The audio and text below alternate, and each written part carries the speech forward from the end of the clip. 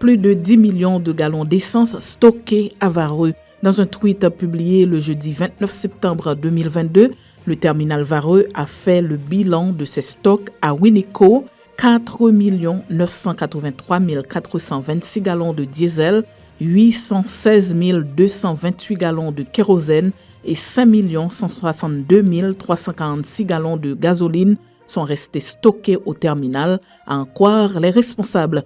Le dernier chargement remonte au 12 septembre dernier. 70 camions-citernes ont été chargés au centre de stockage pétrolier de Winico, 157 757 gallons de diesel, 6 000 gallons de kérosène et 399 312 gallons de gasoline ont été livrés. Le carburant devient de plus en plus rare pour les consommateurs ces derniers jours. En raison des mouvements de protestation, les pompes à essence ne sont plus alimentées en produits pétroliers.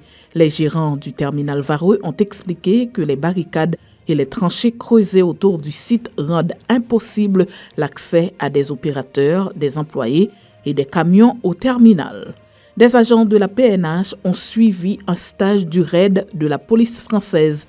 Au siège de la direction centrale de la police judiciaire s'est déroulé le lundi 26 septembre en présence de l'ambassadeur de France en Haïti Fabrice Moriès, du directeur général AI de la PNH France LB, des membres de la coopération française, des inspecteurs généraux Joanny Caneus et Frédéric Lecomte, respectivement directeur central de la police administrative et directeur central de la police judiciaire, une cérémonie pour clôturer le stage de formation du raid de la police française au profit des agents des unités spécialisées de la PNH. Ce stage de formation a été organisé dans le cadre de la coopération entre la police française et la police nationale d'Haïti. Il a été animé par l'unité d'élite de la police française RAID à l'intention des unités spécialisées BRI, BLTS, SWAT de la police nationale d'Haïti sur les techniques d'intervention en milieu hostile. Haïti en quête de son premier centre de catégorie 2 placé sous l'égide de l'UNESCO.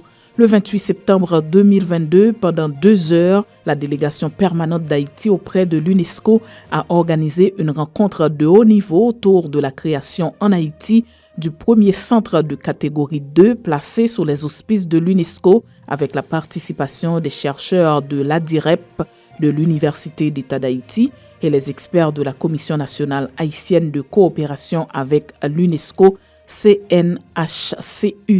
L'objectif de cette rencontre était de mettre les chercheurs de l'UEH en contact avec le grand réseau mondial d'instituts de recherche qui participent à la mise en œuvre des programmes de développement mondiaux par la coopération internationale et régionale, la recherche, la production de connaissances, l'aide à la formulation de politiques et au renforcement des capacités. Les instituts et centres de catégorie 2 sont des partenaires importants dans l'élaboration de la stratégie globale de l'UNESCO.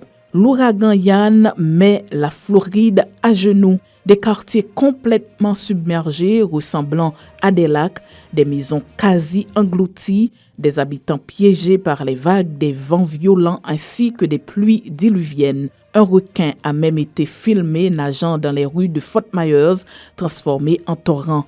C'est la situation de plusieurs villes de la Floride depuis le passage de l'ouragan Yann mercredi 28 septembre, après avoir ravagé Cuba.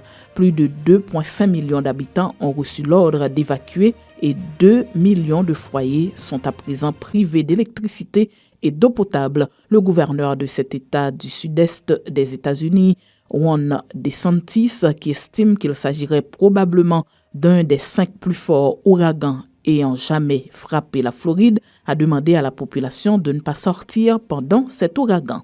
L'auteur du succès planétaire Gangsta's Paradise est mort. Artiste Léon Ive Jr., connu sous son nom d'artiste Coolio, est mort à Los Angeles le mercredi 28 septembre 2022, a annoncé son manager Jarès Poursi à l'AFP, sans en préciser la cause du décès du rappeur américain âgé de 59 ans. Coolio commence sa carrière d'artiste dans les années 80. Il a connu un grand succès en 1995 avec le morceau Gangsta's Paradise, classé pendant 13 semaines à la première place. Cette chanson est un succès social qui parle de la vie dans les ghettos. Le succès de la chanson lui avait permis de recevoir un prestigieux Grammy Award l'année suivante. Selon TMZ, citant les propos de Jarès Poussy, le rappeur américain se trouvait au domicile d'un ami à Los Angeles au moment de son décès. Il est allé dans la salle de bain et n'en est pas revenu. Après un long moment, son ami s'est rendu dans la pièce et a enfoncé la porte et l'aurait trouvé inanimé sur le sol, a indiqué le magazine américain. C'est la fin de ce bulletin d'information. Merci de votre fidélité à Juno 7.